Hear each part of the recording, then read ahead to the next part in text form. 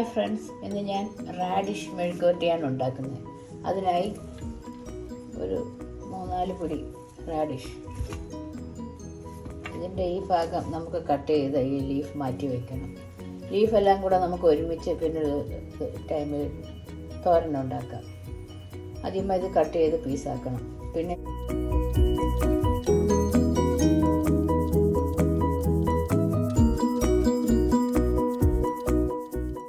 ഓരോ പീസായിട്ട് കട്ട് ചെയ്ത് മാറ്റാം. നമ്മൾ റാഡിഷ് എല്ലാം ഇലയിൽ നിന്നും മാറ്റിയിട്ടുണ്ട്. ഇനി ചെറിയ പീസായി ഇത് കട്ട് ചെയ്തെടുക്കണം.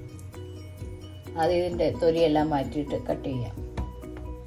റാഡിഷ് എല്ലാം കഴുകി വൃത്തിയാക്കി തൊലിയെല്ലാം കളഞ്ഞു വെച്ചു ഓരോ പീസായി എടുത്ത് നമുക്ക് കട്ട് ചെയ്യാം.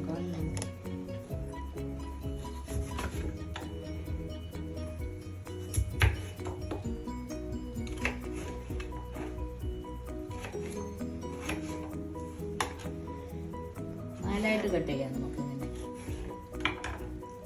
പീസ് എല്ലാ റാഡിഷും നമുക്ക് ഇതേപോലെ കട്ട് ചെയ്യാം. റാഡിഷ് എല്ലാം കട്ട് ചെയ്ത് ചെറിയ പീസാക്കി വെച്ചിട്ടുണ്ട്. മെഴുക്കുവരട്ടി ഉണ്ടാക്കാം. അതിനായി ഒരു കടായി അടുപ്പിൽ വെച്ച് സ്റ്റവ് കത്തിക്കുക. കടായി ചൂടാകും.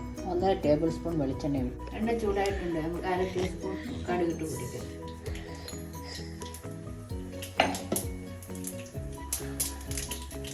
കടുക് നന്നായി പൊടിയ ശേഷം നമുക്ക് 2 കറിവേപ്പിലയില, 4 പച്ചമുളക്, കഴിഞ്ഞ് വെച്ചിരിക്കുന്ന ഉള്ളിയൊക്കെ ഒരുവിധം വാടിയിട്ടുണ്ട്. ഈ സമയം നമുക്ക് കട്ട് ചെയ്ത് വെച്ചിരിക്കുന്ന റാഡിഷ് ചേർക്കാം.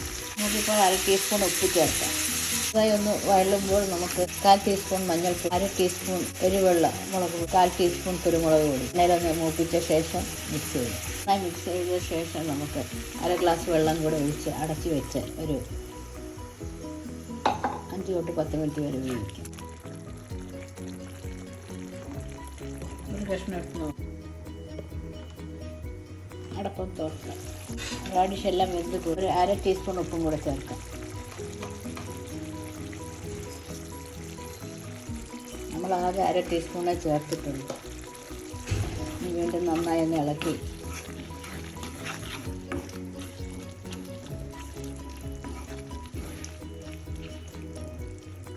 റാഡിഷ് മെഴുക്കുവരട്ടി എല്ലാം റെഡിയായിട്ടുണ്ട്. റാഡിഷ് അഥവാ മുള്ളങ്കി, മലയാളത്തിൽ മുള്ളങ്കി എന്നാണ് പറയുന്നത്. റെഡിയായിട്ടുണ്ട്. നമുക്ക് ലാസ്റ്റ് കുറച്ച് മല്ലിയിലയും കൂടെ ചേർത്ത് ഫ്ലെയിം ഓഫ് ചെയ്യാം.